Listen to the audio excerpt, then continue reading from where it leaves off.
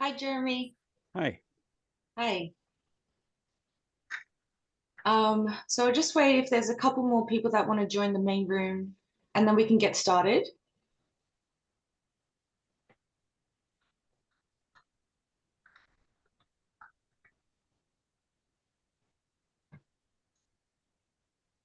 Luke, I have two of you. I know people sometimes question whether one can have too much of a good thing, but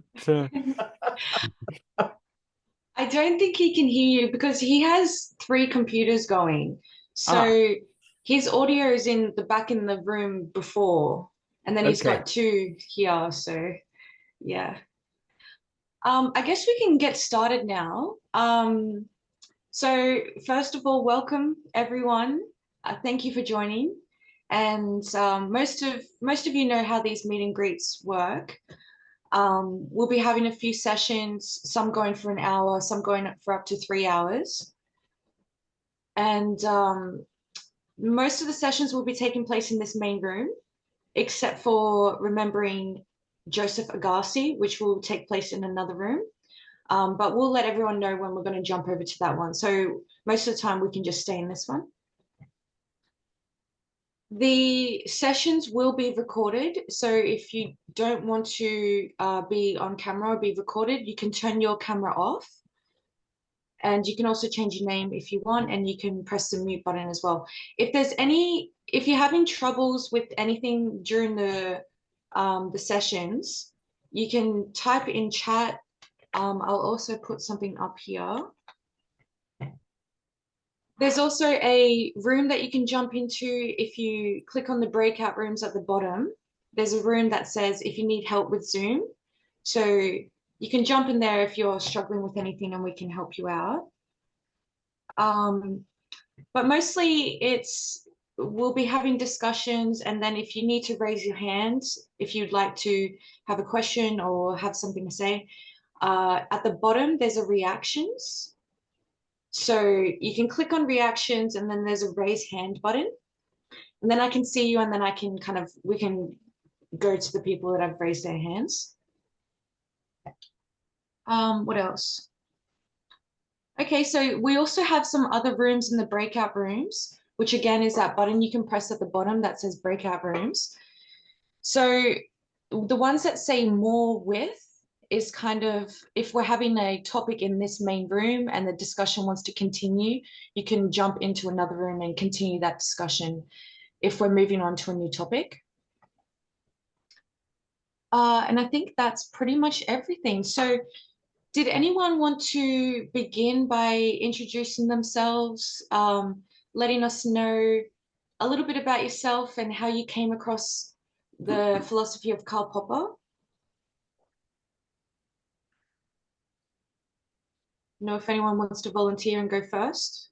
Rafe, did you want to let us know how you... Oh yes, I wanted to volunteer. Thanks, Elise. I Sure. forgot. Yeah, well, I've got a bit of an advantage over some people because I've got a letter from Karl Popper where I'm commissioned as his champion in Australia. I'm very proud of that, of course. Never mind. Well, I'm Australian. Studied agricultural science, and I was introduced to Karl Popper by my supervisor, who during my postgraduate work. And I realised that you had a better chance of getting a favourable introduction to Popper if you did agricultural science than if you did philosophy. There's something very strange about the philosophical climate in Australia, which has bred anti-Popperians, notoriously David Stove, who created a bit of a cult following Okay, with am his I right now in the main room? ongoing polemics against Popper. And so my supervisor was introduced to Popper by his soil science teacher. He was introduced to Popper by a meteorologist who came over from New Zealand, where he'd been one of a significant number of scientists who were very keen on Popper. Anyway, so the thing is to do agricultural science and not philosophy, if you wanted to find out about Popper. Well, that's probably just about enough about me. There's several other people here to introduce themselves. But I guess I should say I've just been very active in the Popper field. I've got about 15 Kindle books up, several on Popper and related topics. I had a most delightful experience of probably meeting Jeremy Shermer at Popper's place when I went to visit in 1972. This won't embarrass Jeremy, it's just a funny story, but Popper's, we arranged on the phone. I'd turn up about 2:30 High Wycombe on Wednesday afternoon, and Karl said he'd have a copy of the BBC Listener under his arm. That was to distinguish him from all the other people who might have been thronging the platform at that time of day. Well, he was the only one there, so I didn't really notice what he had under his arm. But Jeremy told me later, when they arrived at the station, to Popper's horror, they left the BBC Listener at home. But Popper, not disconcerted, went to buy another one, but the kiosk had sold out. So pressing on boldly, Popper bought a copy of the London Times, which is a big spreadsheet, and he folded up a sufficient number of times to be approximately the shape of the BBC Listener. He then drove to his home, and I remarked sometime or other that it was a good thing that the traffic was light and the distance was short. And Jeremy said, well, you could say that Karl had a positive attitude to driving, but we got there. Anyway, that was a wonderful way to meet Popper and a wonderful thing to meet Jeremy as well. So that's it. Welcome all, and who's next? Wonderful. So Jeremy, at that time, were you working Pardon? as Popper's, research assistant during that time, Jeremy? Yes, I worked for Popper for 8 years as his full-time research assistant. I was based in an office at the LSE, but I would typically go out to see him at High Wycombe once or twice a week, and also we'd be working by telephone. But it's worth noting that at that time, there were no personal computers, there was no internet, library catalogs were not on computers either. So what I was engaged in doing bears no relationship to the world in which we are currently living.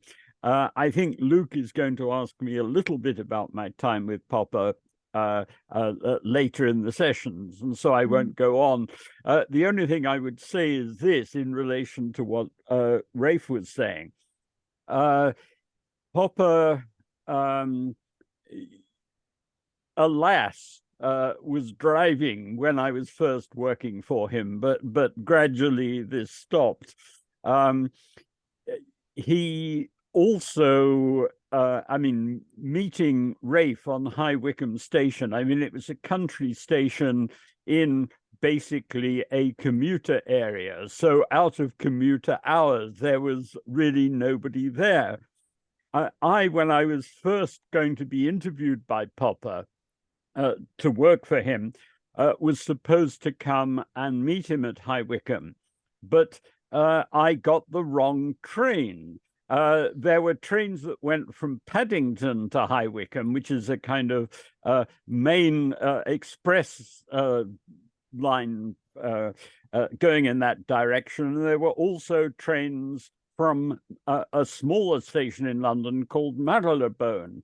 And there happened to be trains departing at exactly the same time from both.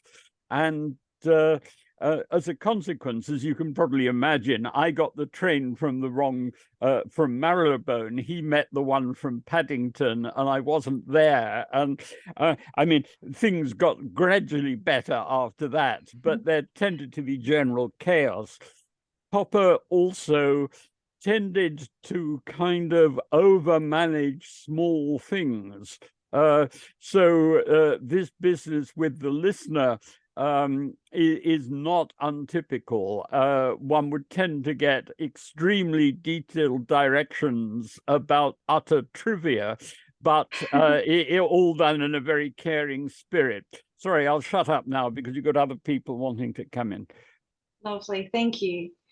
Harry, did you want to introduce yourself and how you came across Popper? Right. First of all, I'm a definite contrast to both Rafe and Jeremy. I'm not a professional philosopher. I'm a bit of a groupie. I got introduced in 1970 by a friend who had extensive philosophical discussions with. He was a student of Gilbert Ryle's, DPhil student.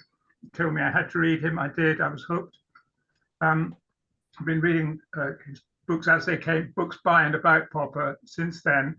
And my interest was reinvigorated a couple of years ago by a friend of mine called Shachar, who is also a friend of the now deceased Agassi, Joseph Agassi, and got interested in his work as well, and wished that I had paid more attention to Agassi's work when I first came across Agassi, which was in the Schilp 2-volume Festschrift way back. And somehow that passed me by, and I'm hoping to pick up more on Agassi's work in particular. And I still have one or two things of Popper that I haven't read, and not to mention commentaries, including Jeremy's book on the political thinking, which I hope to hear about more later today, which I'm sad to say I haven't read the first 2 chapters so far, Jeremy, apologies.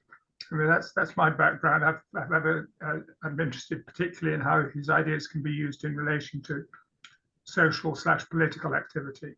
That's really all I need to say, and answer questions, obviously. Wonderful, thank you, Harry. Would anyone else like to volunteer, or if anyone wants to raise their hand? Ed, would you like to go? Yeah, are you speaking to me? Yes, yeah. I I was introduced to Karl Popper in the mid 70s by a college professor, and he briefly mentioned Karl Popper and the Open Society, and then my interest in the Open Society was, of course, Plato and Marx. At that time, I was reading Althusser, and so the Marx end of it was really interesting. And then I went into life and ignored it, Popper. Picked up again in the 90s, and then again started ignoring Popper. And then I'd say in the last 5 years, it's become more important. I'm in the US, and politics kind of important to me. And so Popper seemed like the place to go. And I have an interest in climate, and it's Popper's epistemology, approach epistemology is important because of anti-science and what I call Stalin-esque politicians. So I can't go on. Yeah. So are you finding that Popper's work is really helping you solve modern problems today in the US? Yeah. Rafe's champions guides have been very helpful, because I try to communicate with people in the climate community, especially the Arctic region, which is so critical today, and that seems to be the linchpin to this issue. So here I am. Wonderful. Well, lovely to have you. Thank you. Thank you. Who else would like to go? Chen, did you want to introduce yourself and let us know how you came across Popper? Thank you. I never came across him personally. I was a student of Joseph Agassi, and I became acquainted with Popper's work through Agassi. And maybe my most obvious contribution to the present discussion would be to report that the first time I became aware of this idea that is called fallibilism, it struck me strange that such an obvious fact of life, obvious claim that all people are fallible should receive such a such a pompous word with an ism at the end, until it dawned on me that in this view that all people are fallible, the operative word is all. Because all of us can, most of us at any rate, accept it, that we are fallible. And most of us accept it that most of the people that we know are fallible. But many people make exceptions, and fallibilism makes no exceptions. And that was a big, what's the word for it? Insight for me. And a big thing. And my interest in that was mainly because it was shortly after I studied as an undergraduate in university about what is called Hume's problem, and about all these people that tried to solve Hume's problem. And Immanuel Kant, I think, even thought that he managed to do it, which of course he did not. I think this goes without saying. And the big innovation of Karl Popper in this respect was in saying, friends, let us accept it that Hume was right and see where this takes us on. And I think this is a big thing. That's what I had to say. Yeah. It really does have far-reaching applications and consequences, like even in everyday life, and the idea of critical rationalism, admitting that you could be wrong. It has very far-reaching effects, for sure. Yeah. Yes. Thank you for sharing, Jen. If I can add, I also became quite captured with Agassi's contributions to Popper, and it saddens me to this day very much. Yeah, many years after Popper's death, and 6 months after Agassi's death, that Popper never accepted them, actually. That's Interesting. it. Yeah. Perhaps we might hear more about that during Agassi's session in a couple of hours. Oh, I'm looking forward. Yeah, thank you. Yep, Jeremy? Could I just make a comment about fallibilism? Because it seems to me that we're currently living through a period in which that has been abandoned almost wholesale by people who are convinced that their ideas about their identity and their rights and their entitlements are something which is absolutely secure and concerning which they don't need to have the kind of dialogue that Popper was commending with other people who disagree with them. So, I mean, I take Hans' point that at a certain level, fallibilism is obviously correct. I would say, well, in the world in which we're living, I tend to say increasing numbers of people behave as if that's not the case. The world is full of true believers. It would help if that idea of fallibilism and dialogue and discussion and being open to discussion was not such a bad thing, that it was actually considered a good thing. That would be nice. Okay, would anyone else like to go next? Lucio, I think, if I said your name correctly. Lucio, or we can go to Diana. You have your hand raised.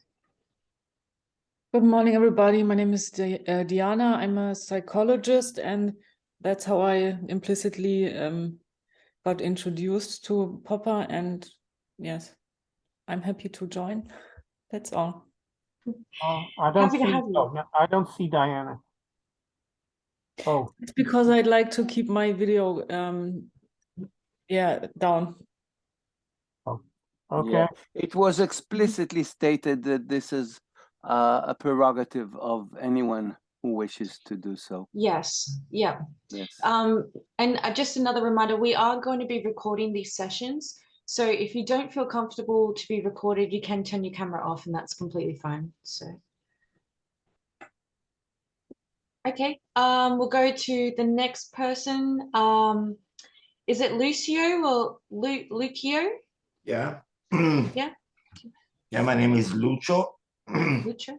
Lucio. Yeah, Lucio. I live in Italy. I teach here in Italy, and I became familiar with Popper's work during my dissertation time. So a long time ago, unfortunately. and I'm an economist, and I've been then discussing his theories and more generally the question of the philosophy of social sciences and what could be actually applied from natural sciences or physics, that was actually the main reference for Popper, to social sciences with the sharp let's say ontological and epistemological differences that social sciences have with the natural sciences. So that's it. Basically, I continue to work into the field of methodology and epistemology of social sciences, and so this is my connection with Popper's legacy, let's say. Wonderful. Okay, so do you have any papers published or anything that we can go to see your work? Yeah, sure, I do.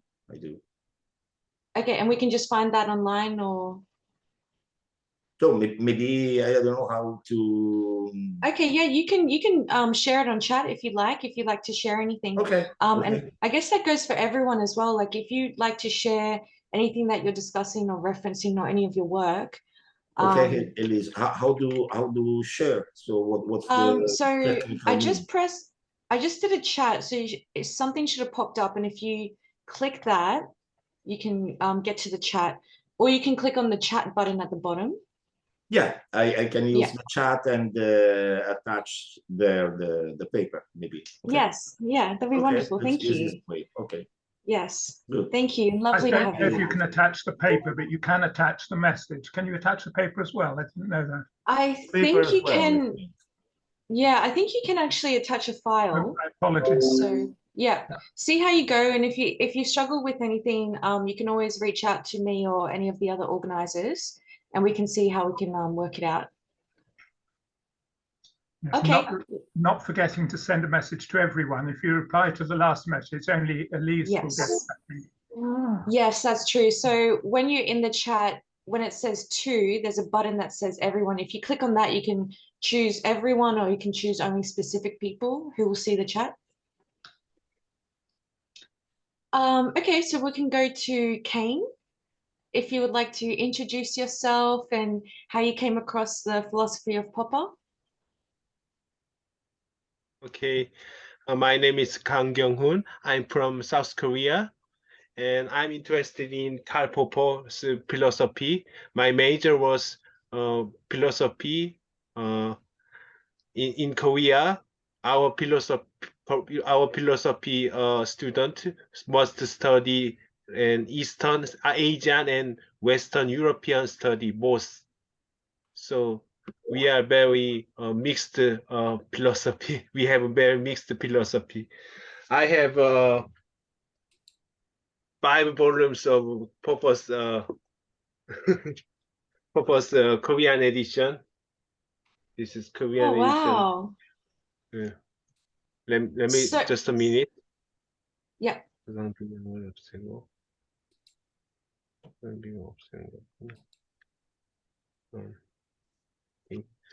This is unended cast. Yep. And conjectures and reputations. Oh, wow. and open society and its enemies. Mhm. And our life is solving is Problem solving. published by edited version, revised version in recently. Mm. So in Korea, there are many purpose books, but in Korean, people are not interested in pop philosophy and humanitas. So I'm very sad. So in Korea, you in philosophy, you learn Eastern and Western philosophy. Was that correct? Yes, both. Sure. We Okay. learn both. Yeah. Oh, interesting. So how did you find Popper then if it's not in the schools? In Korean philosophy, in Korean Department of Philosophy, main thema is European phenomenology and socialism philosophy. So I'm not interested in curriculum. Okay, I see. Mm. Wonderful. Well, thank you for sharing and welcome. I remember you from January, so it's good to see you again. Thank you very much. Thank you. Me too. So Steve, did you want to introduce yourself? Sure. I studied philosophy as a undergraduate in the early to mid 1970s. Kept interested and became an autodidact. I was mainly brought up considering the issues of the British empiricists. You kind of put a kibosh that I felt like philosophy had a hard time reacting to, and decided to go in the different directions beyond Kant's attempt. Was really unsatisfied with most of what I had seen. I went into a business and politics on a practical level. I'm a businessman primarily. I'd been in elected office, but I always kept up my studies and reading. And the first person that really seemed to put together a valid response that I could accept, that I could work through to the problems of induction that Hume came up with was Karl Popper. And I discovered that through the logic of scientific discovery. That was probably in the mid to late 80s. And not long after, as I was reading through more of his work, I discovered through this odd thing called America Online, various chat groups. This is going back in the early 90s. And I made acquaintance with Rafe Champion. We've been corresponding or talking, or more listening than coming up with anything unique to Rafe and the Rat House and various forums that he has introduced me to directly or indirectly. So I've been kind of like a pilot fish following where he has gone. So I just continue to maintain an intellectual interest in all things Karl Popper. And to get ready for this, I've reread a couple of his works of late. The one I had on my desk and never read, Unended Quest, I really didn't have a good or as good a grasp of his intellectual and life's autobiography. So I thought that was interesting for anyone who has not read that. I love that one. And he really covers a lot of topics in that book as well, which is very interesting. And lovely to have you also. Thank you, Steve. Thank you. So who would like to go next? If anyone wants to volunteer, you can raise your hand. If you press the reactions button at the bottom, there's an option to raise your hand. And anytime during the sessions that you want to have a question or say something, you can always use that option, that button. Is it Elriza? I'm so sorry, it's hard to say that name. Ali Reza, yes. Yes, thank you. Hi. would you like to introduce yourself and how you came across the philosophy of Karl Popper? Hi everyone. I'm Ali Reza Mansouri from Iran. I'm faculty member of Institute for Humanities and Cultural Studies, and I received email for this meeting. Thank you. Thank you, and it's good to have you. Thank you for joining. Thank you. Is it possible, Ali Reza, for you to say a bit more about yourself and your intellectual interests and the background in philosophy in Iran and how that relates or doesn't relate to your interest in Popper? Yeah, sure. I received my PhD in philosophy of science in Iran. My dissertation was quantum measurement, the philosophical foundations of quantum mechanics in measurements problem. My previous supervisor was Dr. Ali Paya, and via him I make acquaintance with critical rationalism and interested in Popper's philosophy. And currently in some recent years, I am working on critical rationalism and doing some research in this area. And I taking part in some schools and lectures that Professor Schirmer held, and it was interesting for me. Is there anything I can say? Wonderful. That's perfect. Thank you. Badanan, would you like to introduce yourself? Thank you. Thank you. I think it's my turn. Good morning, everyone. Good morning. I'm Badinan, one of the researchers on Karl Popper's ideas. But because of my age, which is come across with the Popper too lately, it was just 2020 that I started I finished my MA thesis on Karl Popper's idea perspective about the concept of historicism and the concept of history, because my specialization is philosophy of history. So I took his idea about these two concepts. And during my MA thesis, I translated the poverty of historicism from English to Kurdish language. Then after my finishing my MA thesis, I translated another book of Karl Popper, which is All Life is Problem Solving. And for this book, I received the translated permission from the University of Klagenfurt. Unfortunately, Professor Jeremy Schirmer has written his preface to Kurdish edition, and I'm thankful for that. Anything else I can say? Just ask, please. Wonderful. Thank you. So you specialize in historical philosophy. Well, philosophy of history. Philosophy. Let me explain this. What's called these terms by this way, that all of the philosophers that we have has a kind of definition for not just history but for life.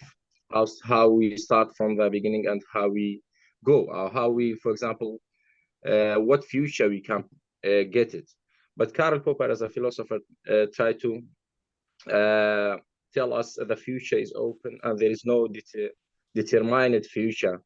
That, for example, religious beliefs or some philosophical ideas, accounts like Karl Marx, Plato, or Hegelian philosophy, believe that there is a future, for example, for humanity, that we will sooner or later we will reach this future. And this kind of prediction in Karl Popper's perspective called prophecy, which is not a basis on the scientific basis. It doesn't have a scientific basis. Sure. So he tried to tell us, so what's history, what methodological approach we can try to use to understand the historical events that happened from the back of humanity. Yeah. So instead of trying to find like there's some kind of order or kind of sometimes they label it as a scientific order to history that they can then predict the future based off that, and Popper's saying that we cannot do that. Yeah, of course. The philosophers try to tell us that the history has a course, a trend that we can't predict or for example, the final stage or the latest stage of humanity, or what's the next stage of for example, our history. But Karl Popper tells us that there are many possibilities. We can, for example, billions of possibilities that may happen in the future. So that's why we cannot say that the future will be like this or like that. So, so even say that it's not the task of historians or the philosophers to tell us about the future, but what's the main task of science in general is that to solve the problems that we have. That's why he say that all life is problem solving, because every era, in any era that we live in, I mean human living in the era, there are problems, scientific problems, and we can say the factual problems that we have to try our best. Scientific persons, philosophers try to their best to solve these problems, not try to a kind of predict the future. Yeah. This is something. May I ask a question? Of course. This is something about Popper's view about historicism that I myself have a problem with, and maybe you can answer that.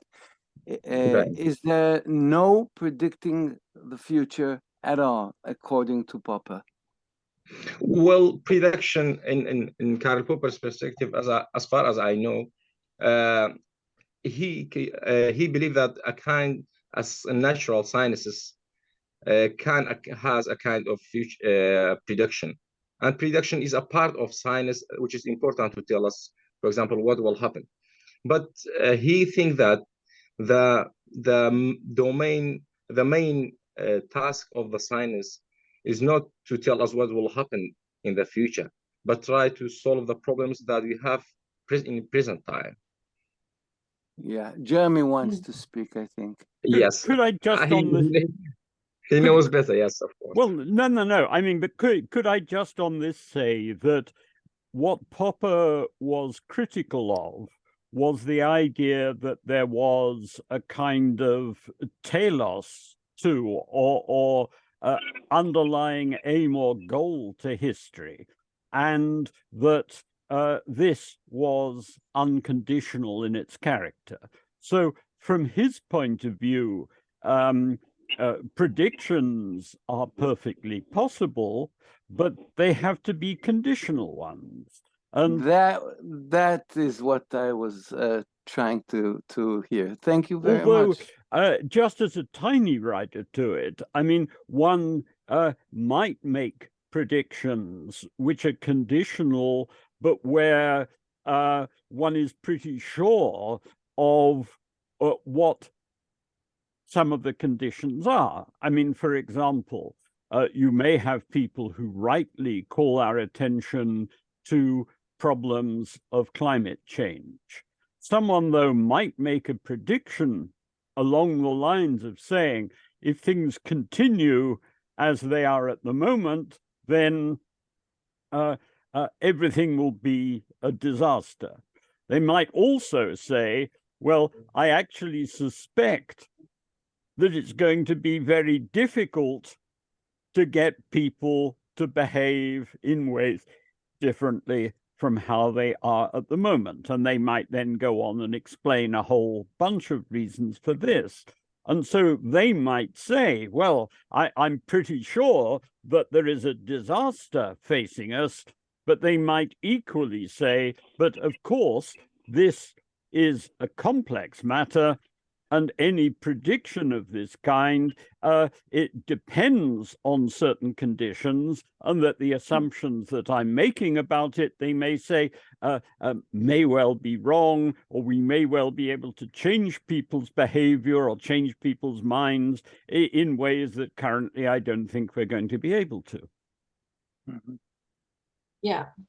So it's like working with the closed systems in science, whereas working with like complex systems like society and trying to make predictions about human behavior, and that is not as closed and not conditional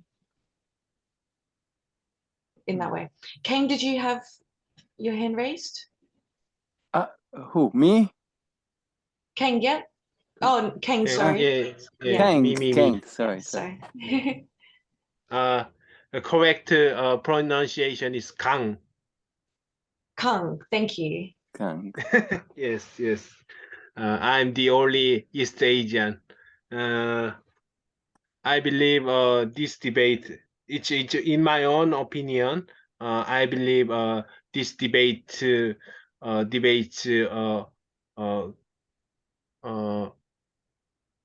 뭐라고 해야 되지?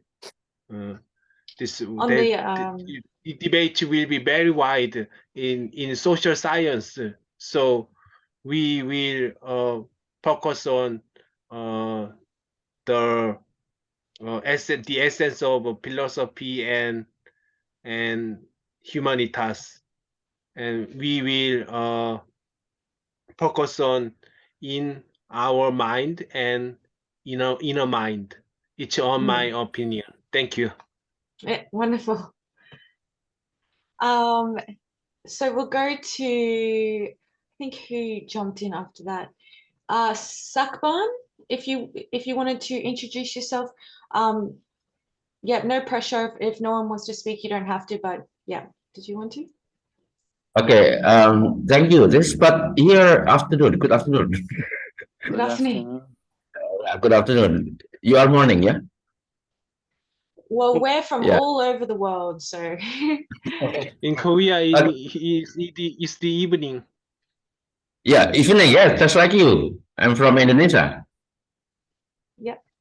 So do you want to tell us a little bit about yourself and how you came across the philosophy of Karl Popper? Okay, when I was in my undergraduate program, I little bit about Popper, especially about falsificationism or fallibilism. But now I'm teaching in sport and physical education department. So my focus here, when we talk about the idea of national, but according to Popper, I'm still wondering about the idea of sport nationalism. Sport nationalism in from the perspective of critical rationalism. Is it good for us or not? That's my focus of discussion now. Thank you.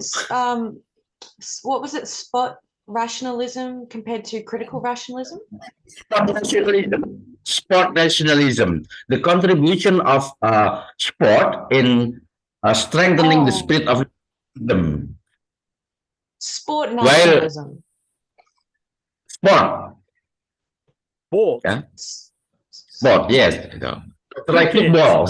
Yeah. And so on. Yeah. Yeah. When I follow Professor Jeremy about nationalism, Popper always criticized about the idea of nationalism, right? And that's why we need the idea of sport nationalism. Interesting. Yeah. Thank you. Thank you. Thank you for joining us. It's lovely to have you. You're welcome. Okay, so is it Boaz? Would you like to introduce yourself? Yeah, I can introduce myself. I got to know very little about Karl Popper from Mr. Agassi. I joined this group of Agassi's group about a year and a half ago, and since then I enjoyed very much. I'm basically an engineer So this entire philosophy world is brand new for me. So I try to capture as much as I can and learn from everybody else. Thank you. I'm from Israel. Wonderful. Thank you. It's lovely, lovely to have you join us. Thank you. Thank you. Nimrod, would you like to introduce yourself?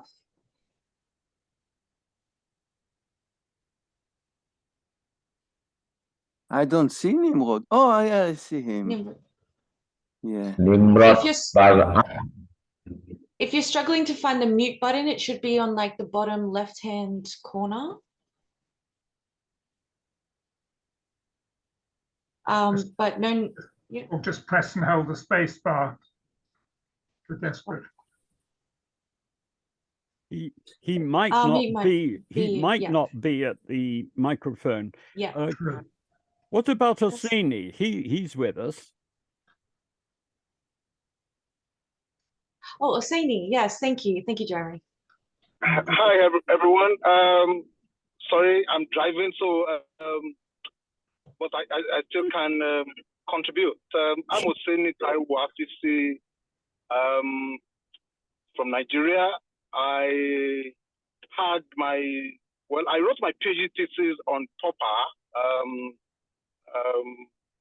at the University of Canterbury in New Zealand, and most of my writings have been on Popper. I was also a convener to a conference on Popper in Africa in 2019. It was sponsored by the Karl Popper Charitable Trust. Thanks to Jeremy Sharma and David Miller. What else? What I do with Popper is to contextualize Popper's writings, especially social and political philosophy, to situations, political situations in Africa.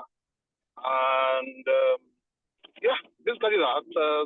But my main thesis is about Popper, Popper's liberal communitarianism, saying that there is a balance of individualism and a social dimension to Popper, for which I have called liberal communitarianism. And yeah, basically that's what my focus on Popper is. So I'm a Popperian and possibly the only one in this part of the world. Thanks very much. Wow. Thank you, Asani. Lovely to have you. Thank you. Thank you. Maybe you put your phone down. Bart, would you like to introduce yourself? Yes, can you hear me? Yes. Yes, hello. Hi, everyone. So I'm Bart from Belgium. Been into Popper, I don't know, like the past 4 years already. And I'm joining the Red Fest venue in Philadelphia in a couple of weeks. Professionally, I'm trying to apply Popper's ideas in management consulting. So I'm working with clients on business problems, but through the lens of epistemology and specifically Popper's epistemology. So where companies typically, do not look at knowledge as a specific way of looking at business, but they're looking at more behaviors and personalities and methodologies and justifications. And in that whole context, I'm trying to bring in more Popperian thinking. So more emphasis on the lens of knowledge creation, error correction in the wonderful world of business. Yeah, and that's a lot of fun. That sounds very interesting. So what's the goal of that is to help businesses become more successful by helping them be better problem solvers? Yes, so it's problem solving is central, but then a bit more the Popperian way, if you could say, like with the focus on openness and error correction, as opposed to justification and Yes. and execution focus after justification only. So creating a bit more of an open environment and criticism and adaptation within teams around business problems like how to grow, or how to become more prosperous, and those kinds of questions. Yeah, it's very important. Jeremy, you raised your hand. Oh, I'll just ask you to unmute. Jeremy? Yes, I just wondered if I could ask Bart a question. Popper emphasizes very much in his approach to knowledge the importance of objectification of knowledge, of sharing, and of opening things to criticism. But in the context of business, knowledge often is the basis on which an individual gets an income. And I just wondered if you faced this kind of difficulty, and if so, how you approached it. Yeah, on the objectification, I think that's important. The way I'm treating it is that I also have a little software that I developed to make ideas and plans and goals literally objective, like putting them out there in some kind of representative or transparent way, so they are exposed to criticism as opposed to being only verbally shared. So yes, writing ideas down and adapting ideas in written form, visually represented, is part of my approach. The second part I didn't get. Well, I'm sorry, it's connected, because often you can see people's ideas or skills, which just they have, as the basis on which they earn a living.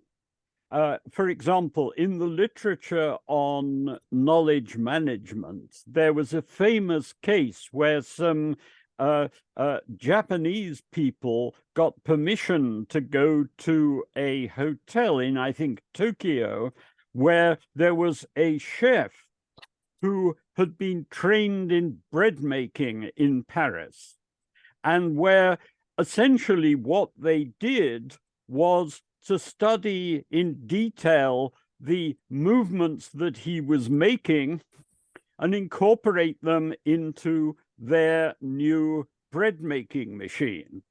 Now, there is a sense in which, if one looks at the development of robotics and information technology, there are many, many cases in which basically people have been persuaded to articulate and objectify their skills and knowledge, and then they find basically that they're unemployed on the grounds that these then become the possession of anybody, and that they have actually lost the human capital which gave them a living. And I just wondered whether this is a problem, and if so, how you tackle it.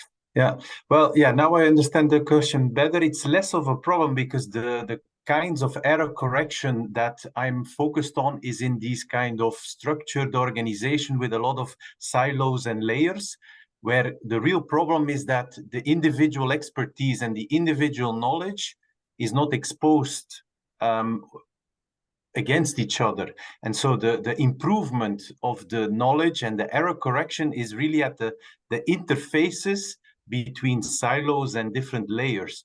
And so individually, I mean, people have a lot of expertise. They may or may not protect it a little bit, but once you have plans and goals, they cut through silos and across layers.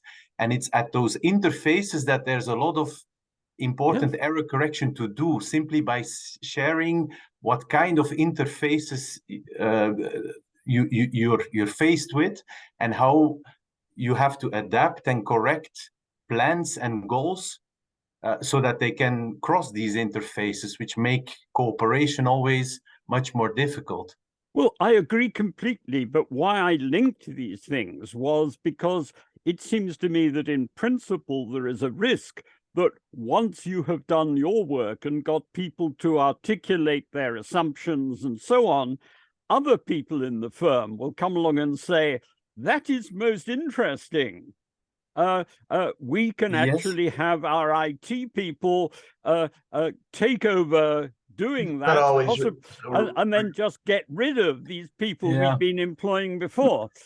But it's not always so reproducible. You know, as a practical business person, and my main business is, you know, investing client portfolios in stocks and other securities. One thing I do bring from a Popperian perspective is before I invest in anything, if it scopes out to the types of things that I would prima facie want to see in a security, I can be wrong, I can be fallible. So I write down in advance, what would I have to be seeing to convince me that what I originally conjectured would not be true? And therefore I ought to take the opposite tact. And some of these types of skill sets just simply are not going to be, I mean, you can have all sorts of AI slash algorithms written, but they're just, you know, I don't know, that they will never be what a deft artisan can do. Though I will grant you that, you know, there is probably a lot of people whose positions may be in jeopardy given the type of data scraping that's going on. And I can relate a little bit to the management consulting because my wife was with Accenture for years in hospital mergers and integration. And that whole industry started from the accountants who basically would go into business A and business B that were in the same business, sort of. A was doing well and B was not. And they would go, hey, you want to know why B is doing so much better? Why? We can tell you. And so they would, the accountants would spill the beans and then collect fees for stealing other people's great ideas. And that's where consulting even came out of. But you know, it's a very open-ended world, and to think that anybody's got a lock on great ideas, if you want to be humbled, you get into my business and try to figure it out. You just try to bat better than the average bear. Yeah, and that's why I also wanted to add is that, I mean, there are always new problems. So you may share your existing knowledge about how to solve a past problem, but luckily, I mean, at the interfaces between silos and layers and you know, in relation to the complex external world, you're always faced with new problems. So, I mean, there's knowledge creation going on continuously. So you may copy the old existing shared knowledge, but next day, luckily, we're already solving new problems. Yeah, I do understand that this is a very interesting, intriguing discussion. I'm just worried about the time. We've only got a few minutes left of the meet and greet session. So I apologize if you don't mind if we introduce some more people that have jumped on board, and we can continue this discussion another time. Is that okay? Yeah. Thank you. So I wanted to go to Nimrod. If you'd like to introduce yourself and let us know how you came across the philosophy of Karl Popper. I came across Joseph Agassi, and so I came across Popper. I was a BA student, and there was this seminar that everyone I consulted said don't go there. So I went there, of course, and that was Joseph Agassi's seminar. And suddenly, at the end of my BA, I started learning the philosophy that I was seeking throughout the BA, and I didn't find. So this is how I came across, and now I am I teach philosophy of social science and philosophy of science college. I studied with Agassi. I did my PhD, and I became a colleague and wrote a few papers with him. And I'm very I study everything. Most of the time, I think being an academic is a very easy job, and it gives us a lot of time. We are very lucky because we can spend most of our time learning new stuff. So this is huge. Yeah. Do your bosses Wonderful. warn your students against you like they warn, like Agassi's bosses warned you against him? I hope so. If not, then you have not attained. Yes. Very true. And I look forward to hearing more about you and your relationship with Agassi in the session coming up. And thank you for sharing, and thank you for joining us. So I'll move on. Thank you. I'll move on to Stephen. If Stephen, you'd like to introduce yourself. Yeah, sure.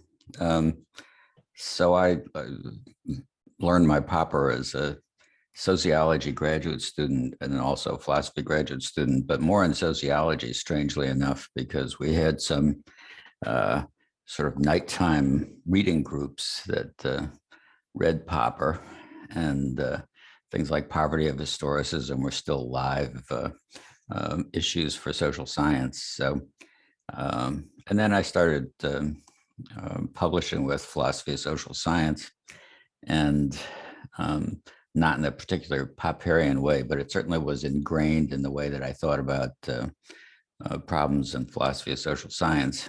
And in 1981, I was at the American Political Science Association meetings, and somebody, I think like Fred Eidlin, said, "Here, come to dinner with us." And it was a cabal of Popperians, including Jarvie. And I realized all of a sudden, well, you know, actually I am a Popperian. So from that point on, I became a submerged Popperian, but always sympathetic. So. Wonderful. Thank you. And thank you for joining us. It's lovely to have you. Gabriel, would you like to introduce yourself? Well, I see that we don't have a lot of time left, so I'll try to be really quick. I learned about Popper in middle school through YouTube, and in college I developed more interest in his philosophy. I formed a reading group with some friends of mine to read The Logic of Scientific Discovery. We did read the book, and I thought that it expressed really well well, first of all, it shattered a lot of beliefs, a lot of positivistic beliefs I had about science, and then it formed a conception of science which I just couldn't agree more. And then I moved on to reading a couple of other books from him, and well, then I learned about the Facebook group, and I've been extremely interested in Popperian philosophy ever since. So in short, that's how I got my interest in Popperian philosophy. And if I remember correctly, you were writing a paper on Popper from the January one, and you're looking for some help. Did you still need help with that? The paper I was writing was for my I never know how to say that in English. It's for an initiation on research from a university. It's nothing that actually got published, but the help I needed was to think about my a possible master's degree in Popperian philosophy, and I still do need that help. Wonderful. Okay, well, as we continue on throughout the night, we'll be able to go further into more of these topics. I'm wondering, Margarita, are you in the room here with us? I think she might have popped in and popped out. But I was thinking we could just quickly introduce a couple more people, and then we're going to move on to remembering Ian Jarvie. And we'll be staying in this room, so you won't need to move to another room when we move on to that topic. Malanchi, is it? I'm sorry if I pronounced that incorrectly. Did you want to introduce yourself? Yeah. Oh, hi. I'm Malachi or Malachi Cohen, and I knew both Ian Jarvie and Joseph Agassi, and I know many of the people that I can see right now here online. I got the message about this event only yesterday, and I'm in a rush for a lecture right now, but I did not want to write a lecture right now, so I would not be able to stay all day long, but I did not want to miss this event for Ian. Wonderful. Well, thank you for joining us, even if it is just briefly. Hang on, just a tick, Elise. Yeah. Malachi is the author of the monumental biography of Harford Popper's life. Oh, I think we should salute him, I think. That's wonderful. The biography. Yeah, I think it's a biography. Yeah, it was about Popper. Yeah. That's wonderful. Where can we find that? Well, in any good bookshop. And Amazon. What is it called? What's the title? Oh, tell them, Malachi, I've forgotten. Karl Popper, The Formative Years, 1902-1945, Cambridge University Press. I'll have to look that up.